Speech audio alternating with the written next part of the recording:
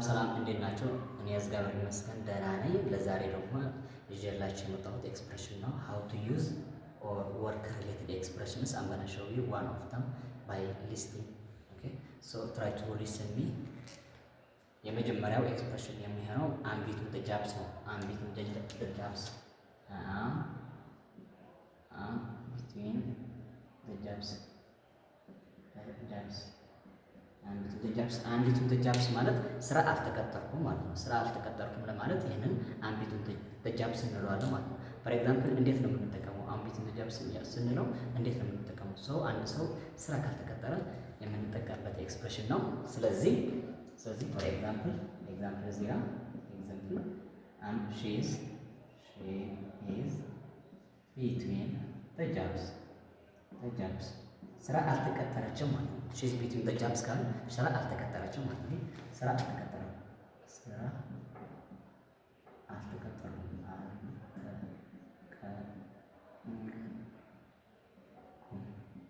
ለማለት እንጠቀምበታለን ማለት ነው። ኤክስፕሬሽኑ የመጀመሪያ ማለት ነው። I'm between the jobs ማለት እኔ ስራ አልተቀጠርኩም። she is between the jobs ካለ ደግሞ እሷ ስራ አልተቀጠረችም ማለት ነው። ሁለተኛው ኤክስፕሬሽን ደግሞ he is between the jobs ስንለው ይሄ ሰውየው ስራ አልተቀጠረም። ተመርቆ ስራ ካላገኘ ከሆነ ምን ብሎ መጠቀም ይችላል? he is between the jobs ብሎ መጠቀም ይችላል ማለት ነው። ሁለተኛው ደግሞ hired የሚላል hired this one okay መቀጠር ነው። ስራ መቀጠር ነው። ስራ መቀጠር ማለት ነው። ስለዚህ ኤግዛምፕል ስንሰራ ደግሞ I got hired ካለ I got hired ስራ ተቀጥሬያለሁ ማለት ነው። I got hired ማለት ደግሞ ስራ ተቀጥሬያለሁ ማለት ነው።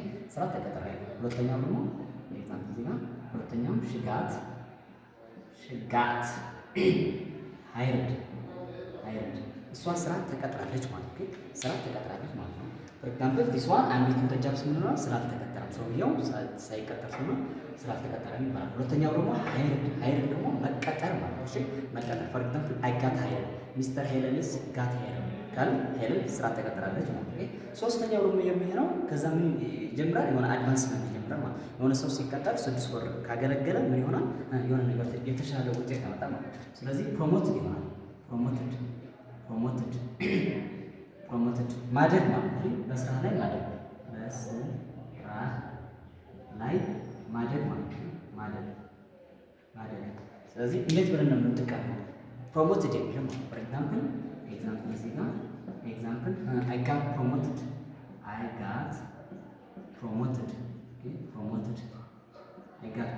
አድጌያለሁ፣ በስራዬ ከፍ ብያለሁ ማለት ነው። በስራዬ ትንሽ ከፍ ብያለሁ ማለት ነው። ፎር ኤግዛምፕል she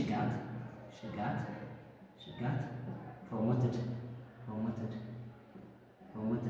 እሷ በስራዋ ከፍ ብላለች ወይ ደግሞ አድጋለች ለማለት ነው።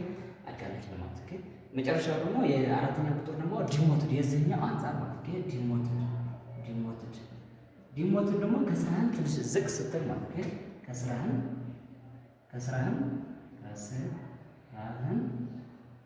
ዝቅ ስትል ማለት ነው። ስለዚህ I got ዲሞትድ የሚለው ከስራህን ወደ በአቅም ማነስ ምክንያት ስራህን ወደ ዝቅ ስትል እንለዋለን ዲሞትድ። ፎር ኤግዛምፕል I got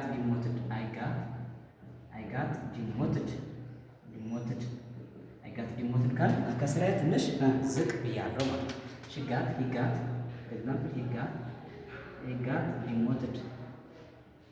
he got demoted ከስራው ዝቅ ብለዋል ማለት ነው። ከስራው ዝቅ ብለዋል ማለት ነው። አምስተኛው ደግሞ ላተራል ትራንስፈር የሚባላል ላተራል ትራንስፈር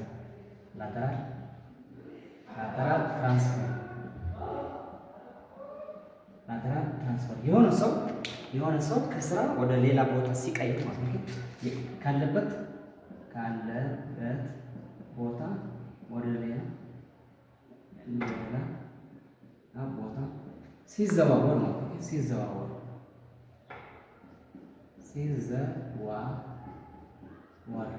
ሲዘዋወር ስለዚህ he later transferred example he later transferred to others ወደ ሌላ ስራ ፎር ኤግዛምፕል እዚህ ጋር ሽሬ የሚያገለግል የነበረ አካውንታንት ወደ መቀሌ ወይ ደግሞ ወደ አድዋ ሲሄድ ምን እንለዋለን? ላተራል ትራንስፈር ተብሎ ይጠራል። ኦኬ ላተራል ትራንስፈር ማለት ሽፍቲንግ ኦፍ ፍሮም ዋን ፕሌስ ቱ አናዘር ፕሌስ ኢን ኦርደር ቱ ሜክ ዩር ላይፍ ኮምፎርት ማለት ኦኬ ኮምፎርት ማለት። ስለዚህ ላተራል ትራንስፈር ማለት ከአንድ ቦታ ወይ ደግሞ ወደ ሌላ ቦታ ስራህን ስትቀያየር ምን እንለዋለን? ላተራል ትራንስፈር ተብሎ ይጠራል ማለት ኦኬ ላተራል ትራንስፈር ተብሎ ይጠራል። ሁለተኛው ደግሞ ስድስተኛው ደግሞ ዳውን ሳይዚንግ ይላል። ዳውን ሳይዝ ማለት ከስራ ወይ ደግሞ ከቅጥሩ መቀነስ ማለት ነው። መቀነስ ማለት ነው። መቀነስ ይህንን ስንጠቀም ግን ኦልሞስት የምንጠቀመው ፎር ኤግዛምፕል ኢፍ ዘ ካምፓኒ ሃዝ ፌልን ኦን ኤ ባንክራፕሲ ዊ ኮል ዳት ኦር ዊ ዩዝ ዳውን ሳይዚንግ። ከካምፓኒ ወይ ደግሞ ድርጅቱ ኪሳራ ላይ ሲደርስ ምንድነው የሚያደርገው?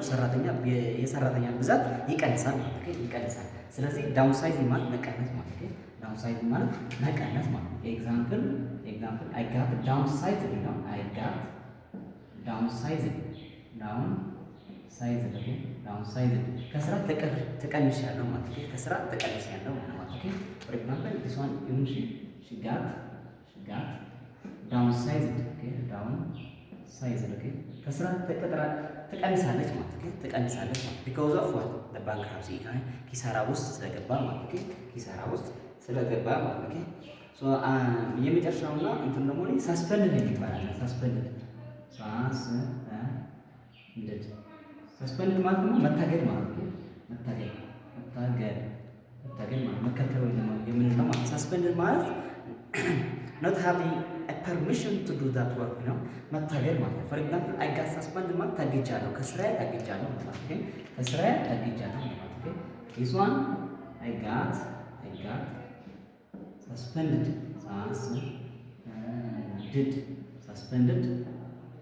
she got suspended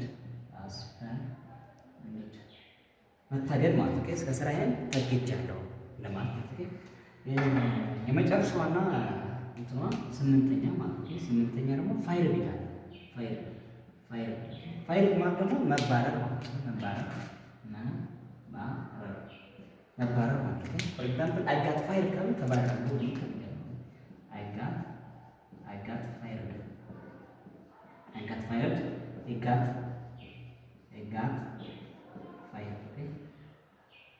ፋይል ማለት ከስራህን ስትባረር በዲሲፕሊን ሊሆን ይችላል፣ በኤኒ ኬዝ ማለት ነው። ስለዚህ ፋይል የሚለው በወርክ ስንጠቀም በስራ ላይ የምንጠቀመው ኤክስፕሬሽን ነው።